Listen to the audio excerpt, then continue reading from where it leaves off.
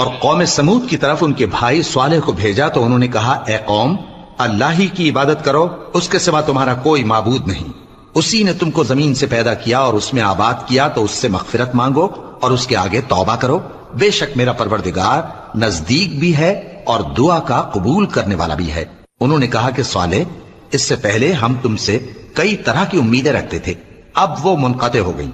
کیا تم ہم کو ان چیزوں سے منع کرتے ہو جن کو ہمارے بزرگ پوجتے آئے ہیں،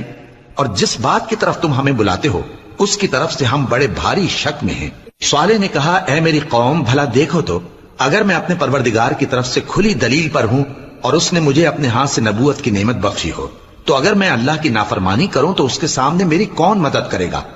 تم تو کفر کی باتوں سے میرا نقصان ہی کرتے ہو۔ اور یہ بھی کہا کہ اے قوم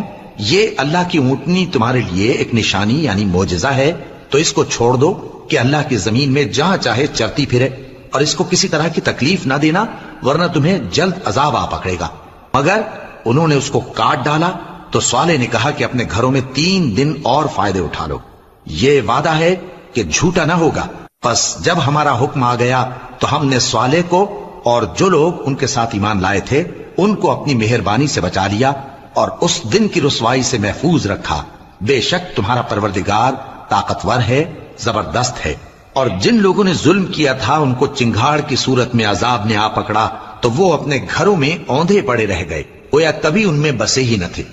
سن رکھو کہ قوم سمود نے اپنے پروردگار سے کفر کیا، اور سن رکھو قوم سمود پر پھٹکار ہے۔